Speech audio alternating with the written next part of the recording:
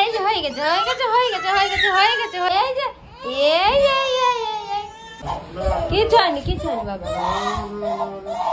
Hello everyone, good morning. আজকে একটা নতুন ব্লগ স্টার্ট করছি। মুখে একগাল হাসি দিয়ে শুরু করলে পরেও মনের মধ্যে কিন্তু অনেকটা ভয় আর একটু মন খারাপও হয়ে আছে। তার একটাই কারণ, আজকে হচ্ছে আমার মেয়ের সেকেন্ড ভ্যাকসিন, মানে 2.5 মাসের ভ্যাকসিনটা। তো দেখো এখন 1:45 মতো বাজে। সেই সকাল থেকে এক নাগাড়ে কাজ করে চলেছি বলে আমি না ব্লগটা স্টার্টই করতে পারিনি।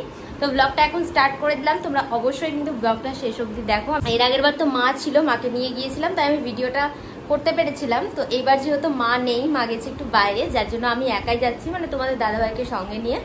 তো দেখা যাক কতদূর কি হয়। ব্লগটা এখন থেকে স্টার্ট করলাম, চলো দেখতে থাকো। এখন আমরা যাচ্ছি, গলা ছেড়ে দেখছো। তো এখন আমরা যাচ্ছি হচ্ছে ওর ডক্টরের কাছে ইনজেকশন দিতে।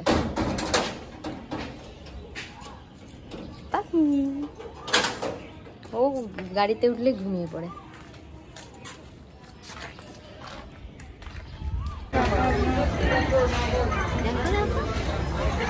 এই দেখ আমার দিকে দেখো।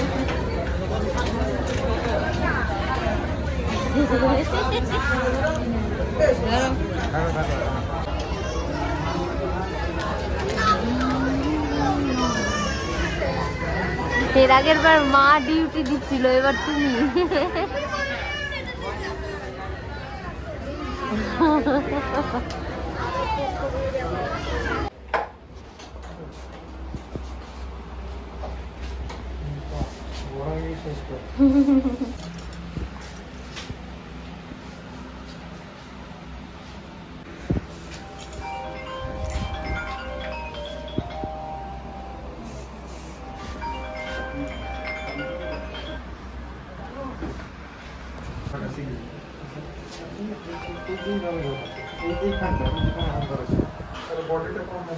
আচ্ছা এই যে কথা বলো একটু সাথে।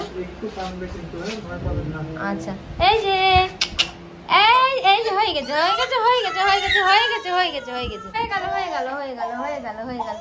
এই যে এই এই এই এই না না না না, ওরে আমার সোনা রে, কিছু হয়নি বাবা। না না না না,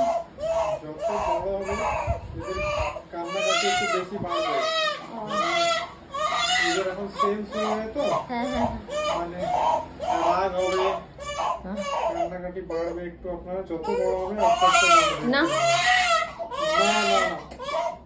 কিছু হয়নি, খেয়ে নাও মিষ্টি দেখো, খেয়ে নাও, গুড গার্ল, কোনো হয়নি, কিছু হয়নি, খেয়ে নাও, ব্যাস। সিন্দুর বেরোলাম, খুব কান্নাকাটি করছিল, তারপরে এখন চুপে গেল, ঘুমিয়ে গেল। তো এখন একটু এসছি মালদা নার্সিং হোম। তো এখন আমরা চলে এলাম ওর ভ্যাকসিন দিয়ে, এই মাত্র এলাম। আর ও তো গাড়িতে জার্নি করলে পরে ঘুমিয়ে যায়, চোখটা ঢুলু। এই যে ওকে দোলনায় দিয়ে দিয়েছি। এই যে ওর মানে ওষুধটা পরে এটা দিলে ওর ঘুম পায়। বলোই না হাতে একটু দাঁড়াও,